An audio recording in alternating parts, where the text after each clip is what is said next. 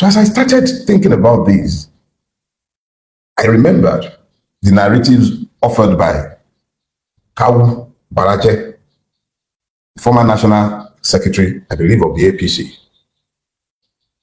This is reported in Business Day of the 2nd of August, 2022.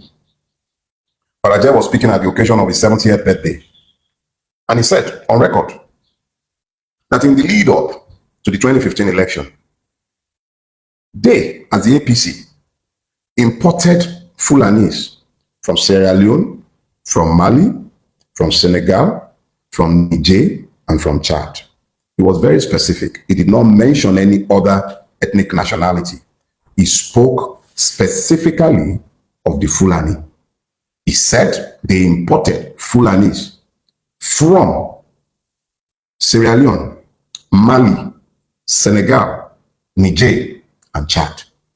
I'm not sure if we had influxes from Equatorial Guinea or if the ones in other parts were equally invited, but it was specific. And in 2015, a rabid Fulani redentist and a Muslim fanatic was elected president of Nigeria. Baraje was very, very clear in also saying that the people they invited, they also harmed.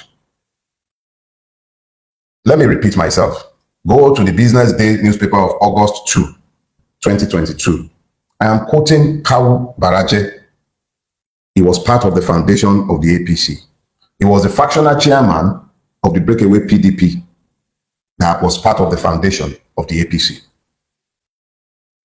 There are recorded confessions on TikTok, on YouTube, almost every social media platform. You'll find Fulani people telling you. There's one particular one I watched myself where the guy was like, look, AK-47, that they don't use it to shepherd their cows, that these were given to them. He was specific in saying that. He's on record. A friend shared a story with me, and I think he also posted these on social media. Is she rather, a farmer.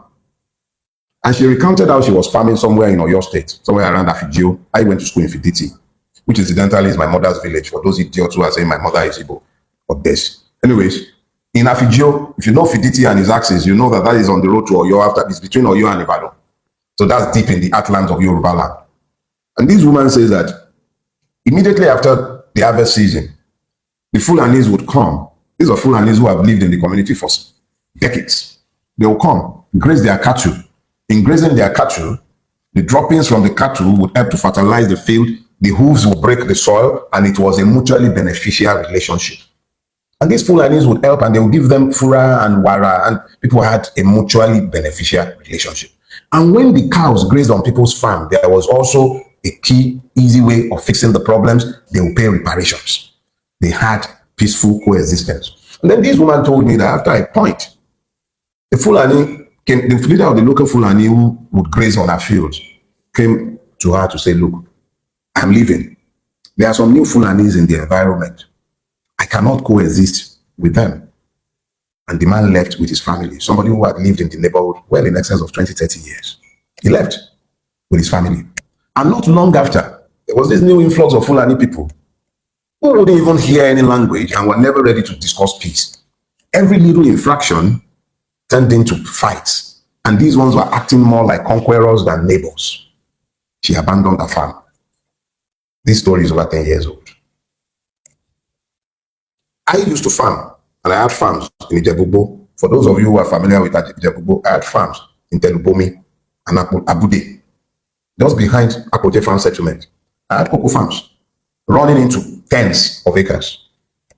I was forced to abandon my farm over 10 years ago because of Fulani activities in the neighborhood. Over 10 years ago. The fact is that this has been an insidious conquest. It has happened with the complicity of the state. And because of the complicity of the state, a lot of us have been slow to admit to the fact that Nigeria is in the grip of an insurgency, ably supported by our government and the rulers of Nigeria. General Olawumi was on national TV, on channels, and he said on the record that since 2016, a list of sponsors of terrorism in Nigeria had been given to Buhari as the president. He said in that interview that the sponsors of terrorism included governors, persons in the cabinet of the president. Nothing ever happened to them. The UAE caught sponsors, financiers of terrorism in Nigeria, and they sent them to prison in the UAE. And then they sent a corresponding list of sponsors who are in Nigeria to the Nigerian government, over 300. Nothing ever happened to them. But the same government is always quick to jail 17-year-olds on trumped-up charges. The same government, the same system is always available to persecute those who might make the error of asking to be citizens. My friend, Dr. Calvin Stanley, told me that almost on a daily basis, somebody is killed on the plateau. That 164 settlements on the plateau have been taken as conquered territory, resettled by Fulani marauders after the indigenous people have been driven off the land. A person told me how she gave up a mining license, or at least her interest in the mining license, when she found out that for her to be able to work the concession she was given, she would have had to be in bed with terrorists who are usually employed in the mining industry to drive out the indigenous people from the land holding the resources.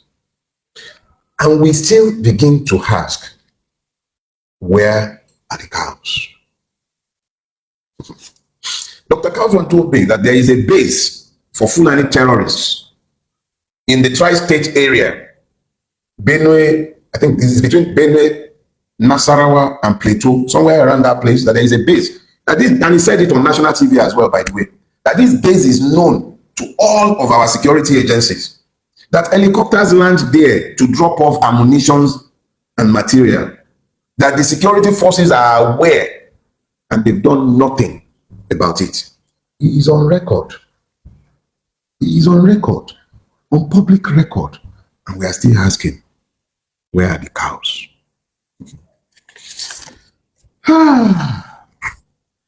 In this last week, I came across the interview given by the old soldier, Brigadier Kogun. Brigadier Kogun. He was on Edmond Obilo's show, and he was talking about his experience as the Amotekun Corps commander in Oyo State. General Togun spoke of the difficulties and challenges that were placed on his path by those who were determined to ensure that he did not succeed as a corps commander. He spoke extensively, very extensively, about how he was prevented from recruiting certain classes of personnel, how he was frustrated and not given the material required. And then he spoke even more alarmingly of the multiple Fulani camps that are inside the forests of the Southwest. And then I remember Obadiah Malafia's word before he was murdered. He spoke extensively to pretty much the same thing. And then it now becomes important to ask ourselves some questions. Who are the cows? I believe that there are many cows in this sorry story.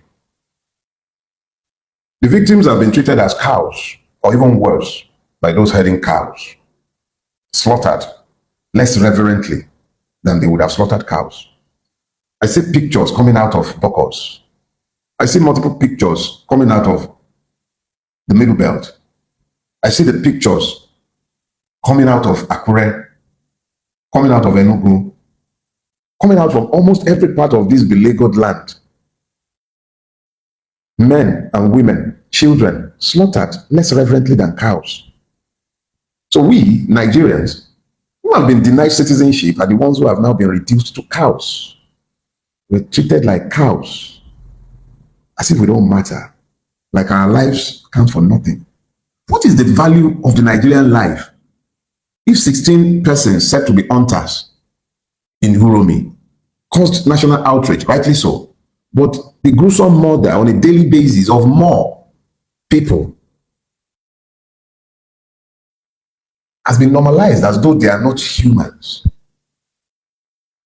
A state exists. Its president is on a vacation in France, even working vacation in France, but the president of France is visiting Egypt.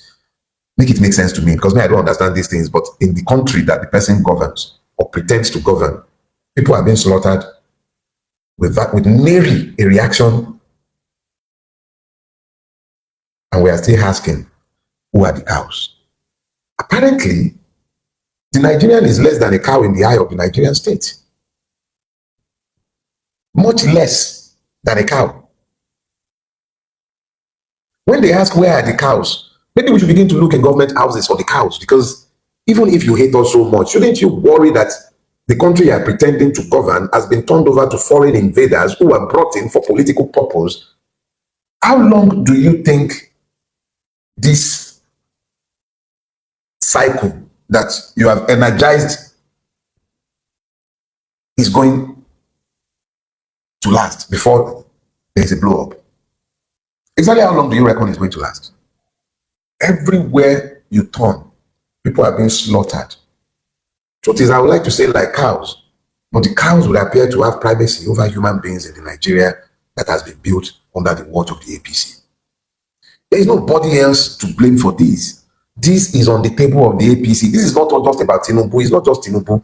It's the APC. Everyone, and when I say APC, a lot of those who are responsible for this have left APC today. They've gone back to their PDP or they've gone to the SDP, like that short monkey from Kaduna. Where are they today? All over. So essentially, this has been done with the sanction of the political class. Nigeria is under attack. Let's be clear.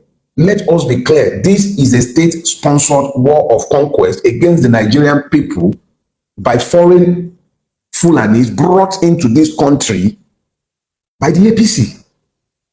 That is the gospel truth, the stubborn truth. And the sooner we all wrap our brains around this and begin to demand that the APC and the government, whether you're APC, whether you're PDP, it doesn't even matter. If you're in a position where you are meant to be the protector of the people because you are functionaries of the state, whose first duty is the protection of the people, it shouldn't matter where this threat is coming from, who brought it in. The reality is that Nigeria is in the grip of a war of conquest. The state is failing. It is failing horribly. At a time when the state is under attack by persons brought into the country by those who are governing the country today, the president is away on holiday. The director of the DSS is telling us that we are the ones who protect ourselves. Jackson, who fought back in self-defense because his life was in imminent threat, not just threat, he was already stabbed, overpowered his attacker and stabbed back, and our Supreme Court sentenced him to death. If that wasn't self-defense, what is? So, in a situation where the foreign invaders have been offered immunity and impunity, what is the lot of the Aborigines? Our forests are not they're not no man's land. Those are sacred forests. They belong to some people. They are lands belonging to people. When you brought foreign terrorists, people who had no land of their own, to come into our country, to come and take land, you become complicit in the multiple murders that have taken place in pursuit of their purpose. No wonder they were saying that we should ask our president what he agreed with them. Nigeria is under attack. There is no sugarcoating it. These are foreign Fulanis who are not aborigines to Nigeria, who sees Nigeria as their patrimony, and they have been brought into the country under the auspices of the APC and have been largely protected and supported by the same APC. Because how else do you explain where are the cows? Eventually, the cows were found because the killers of Antifunke just happened to be the Fulanis that the statement was meant to excuse. Where are the cows? The question should be, who are the cows? Who? Are we now cows, or are we being ruled by cows who fail to see what should be in their own enlightened selfish interest? I will live and I'll die. Some people will live and they'll die. All of us will live and someday we'll go, but what we have done will live beyond us. How can it be that those who have the sacred duty to protect the people are the ones who have become the enemies of the people, sponsoring all kinds of terror against the people? And we are always asking, where are the cows? Let the government tell us if we have become as cows. or if they are the cows who are failing to see that they are failing in their duties. But when you're asking who the cows are or where the cows are, also ask yourself, where is your brain in this imagined scenario? Are you able to see what is obvious, or you are still denying the obvious because of your ethno-religious or partisan interest? The truth is the truth, regardless of who believes or do not believe it. But the truth does not cure the willfully ignorant. I hope I have spoken to people who still have the capacity to think on their own and to draw inferences, logical inferences from the truthful facts that are in front of them.